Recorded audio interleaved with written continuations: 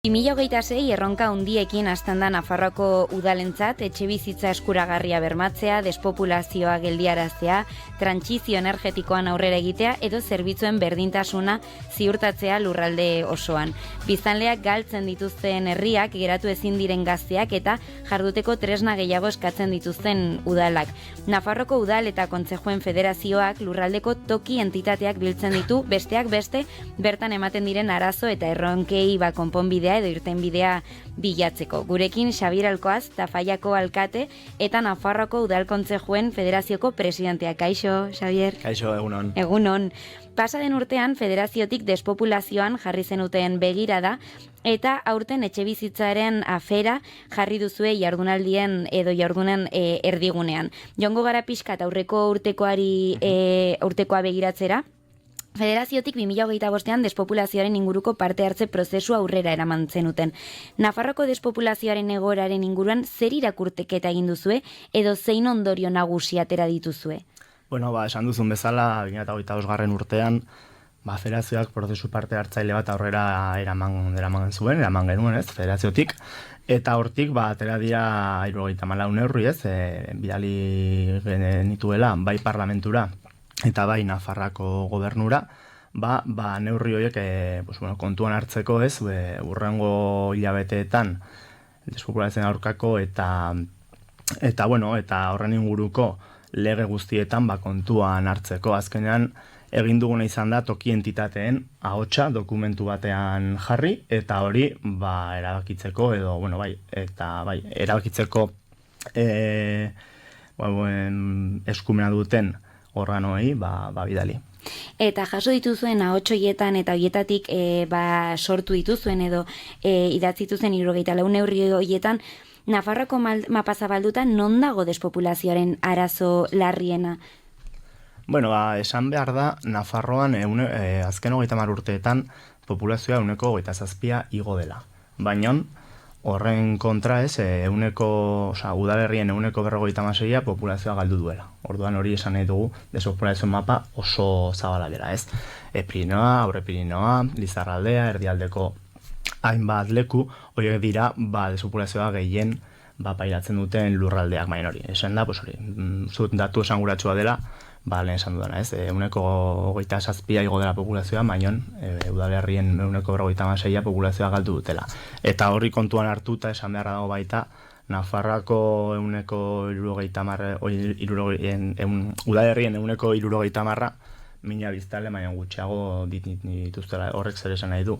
Normalean, Nafarroan herri eta kontzeju txikia ditugula eta horrek saiesten du ez despopulazioen aurkako neurriak jartzera. Eta egoera edo testu inguru hontan zergatik ikusten dira herriak? Atera duzue faktore eragile nagusiren bat?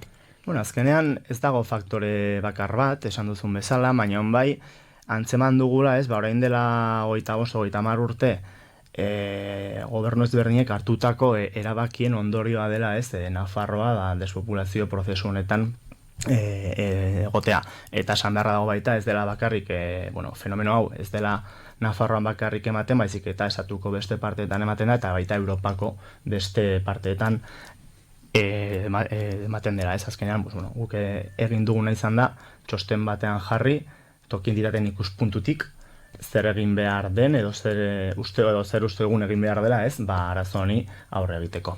Eta zeintzuk dira pixkatola aukera badago gainetik orain dela urte batzuk hartutako erabaki horiek zeintzuk izan ziren horiek despopulazioa areagotu edo ondorio hau ekarri dutenak? Ez gara horretan zentratua azkenean, gu aurrera begira ez egin dugulako prozesu hau, ez uste dugu hartutako erabakiak hor daudela, baina gure lana ez badela aurrera begira eta aurrengo urteetan hartu behar dien erabakietan indarra jartzea eta horretan ibili ginen 2025ean eta horretan baita ibiliko gara 26ean legearen aurre proiektua ematen digutenean. Aurrera begiratze hortan esan diguzu 74 neurri zehatz landu zenituztela edo dituzuela despopulazioaren harira, zein da despopulazioa eteteko bidea edo zeintzuk dira neurri hauen ideia nagusiak? Hori da, galderari komplikatuena uste dut ez. Prozesua 5 gai handitan banatu genuen, eta uste dugu baita 5 gai horiek direla, despopulazioaren aurrean, jorratu behar ditugunak, ez? Etxe bizitza bat, garraioak eta komunikabideak badira beste bat, zerbitzuak, finantziazioa, finantzak, ekonomia, dira 5 gai oso handi, ez? Baina uste dugu, hoiei guztiei, hoien baitan edo neurriak hartuta despopulazioaren arazoa gelditu daitekela, eta horretan, esan dudan bezala, 2025 urtea, eta baita, espero dugu Nafar gobernuak lege proiektua pasatzen dugunean, baita gure ekarpenak egiteko aukera izango dugula.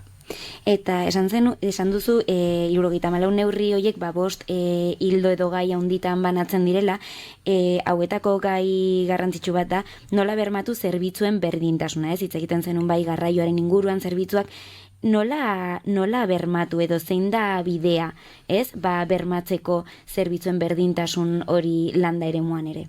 Guk, prozesuan atera zen ondorio garrantzitsuenetariko bat izan zen, berdin dela non bizizaren, orduan, pertsona bat bizi da Tafaian, Iruñan, Erronkarin, Donesteben, izan behar ditu zerbitzu berdinak.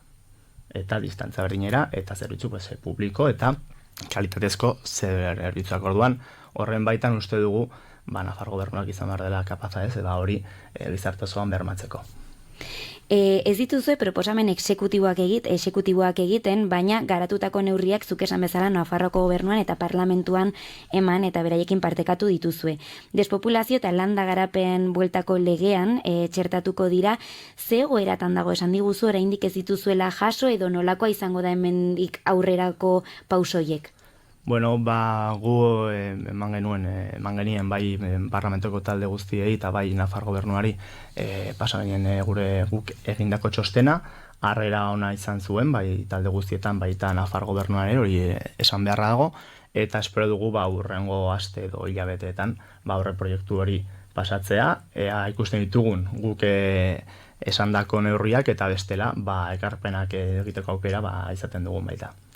Despopulazioarekin oso erlazionatua dagoen beste gai bati heldu diozue aurten, etxebizitzaren afera jarri duzue jardunaren erdigunean, zergatik kontsideratu duzue orain udalarazo nagusia edo nagusietako bat hau dela, eta zein da egoera, ez? Aurkitu edo arakatu nahi duzuen edo ikertu nahi duzuen egoera hori?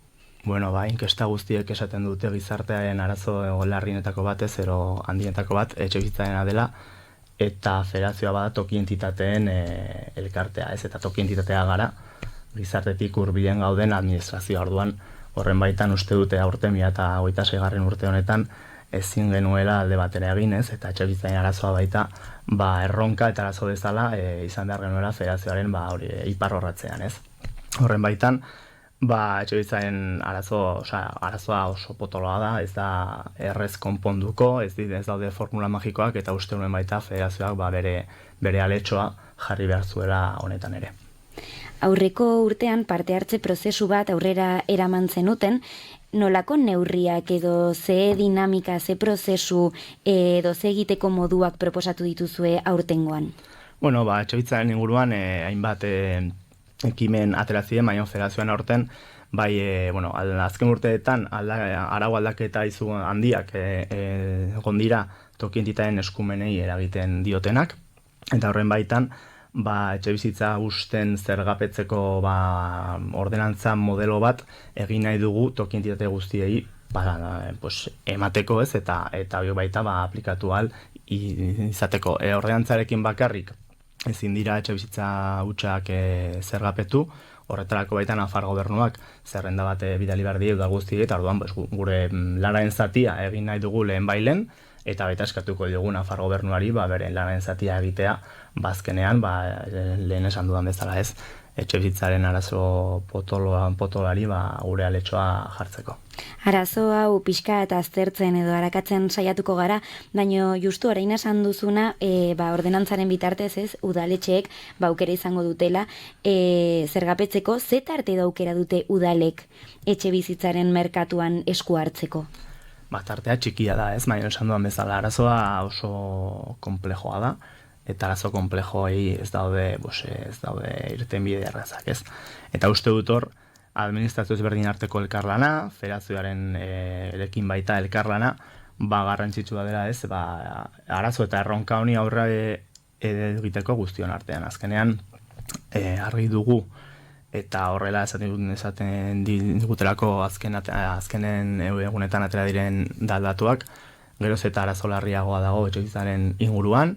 Egia da, Nafarroako Parlamentuak azken egunetan neurriak hartu dituela arazo hori baita arazoiei aurre egiteko, eta federazioak egin nahi duena da, esan duan bezala, bere aletxoa jarri, hori baita konponbidea emateko.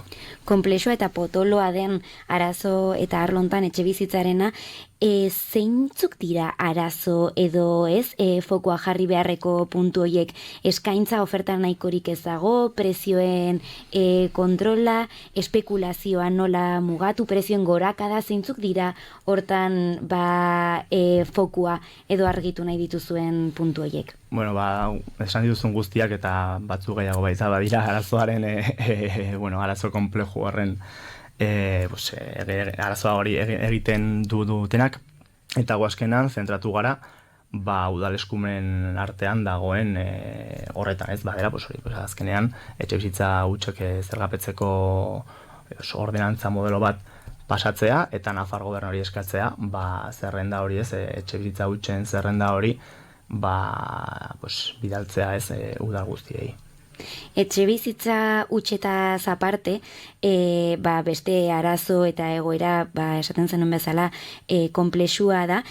Landa eremuan eta hirigunean errealitatea ezberdina da, ez? Prezioen gorakada izan daiteke hirigunean, etxebizitza eskuratzeko arazo larriak, baina landa eremuan aldiz jende gaztea bertan geratu nahi, eta ezin hori, etxe hutsekin edo bizi berritu beharreko haundi hoiekin. Nola ikusten duzue aniztasun honen barne edo nondik heldu bi errealitate hauei? Naiz eta arazo ezberdinak izan edo nabardura ezberdinak izan, arazoa dago, ez, etxebizitzaren eguan, bai landaremoan, bai hirigunetan. Eta egia da, pasan urtean eman genuen prozesu parte hartzaile horretan, ateratzen zera, etxeak birgaitzeko, ez, lege guztia, pixkat, ez zuela balio, ez, landa eremurako. Eta horretan, bai parlamentuko taldeei, eta bai Nafar Gobernuari esan geniena pasan urtean, eta egin ditugun biera guztietan, bagian, legeak aurrera eramateko orduan, bagian jarri behar dituztera landaremuko betaurrekoak. Ez hori peskat, ez da berdina hirigun batean bizitzea edo landaremu batean bizitzea, eta Nafarroan jende gehiena hirigunetan bizi da, baina herri gehienak landaremutan daude. Orduan, bi perspektiba horiekin uste dugu bagian hori esan dudana, ez? Legeak aurrera ateratzeko orduan, landaremuko betaurrekoa jarrita uste dugu asko hobetuko liratekela lege horiek.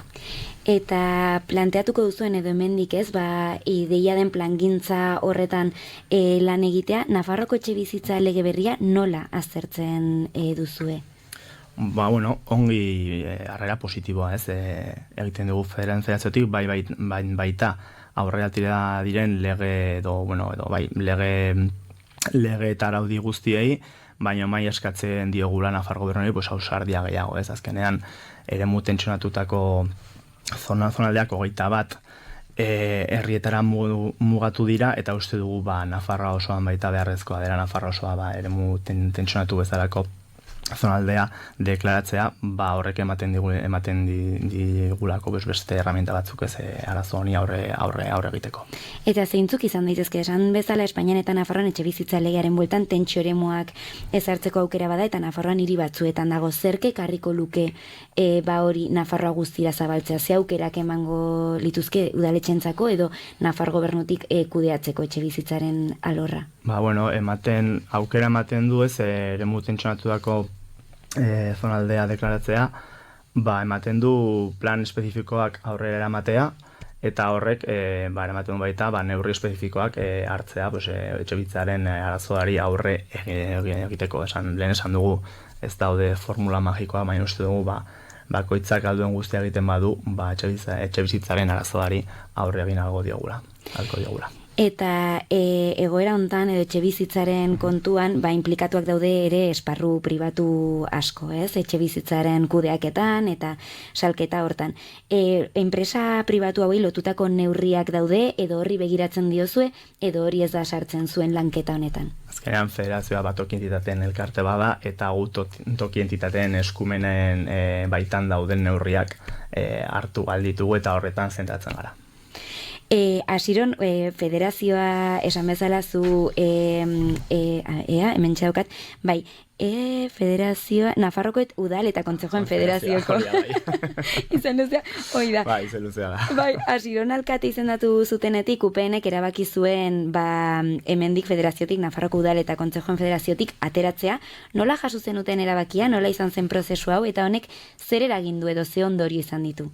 Bueno, gaur gaurkoz ez dira federaziotik atera, UPNek dituen alkatetzak ez dira federaziotik atera, federazioen organoetan daude, esan beharra dago baita, organo hauek lehendakaritza eta batzorde ejekutiboa, hori 2023ko urriaren 6an aurrera atera zen asanblatik ateratzen dela, eta hori baita badela, herritarrek haien bozkekin ez, erabakitu zen alkatetzen batzarra, orduan, uste dute, erantzuna esana dela ez. Ez dira atera, eta oraingoz ez daukagu horren berririk hori da berririk.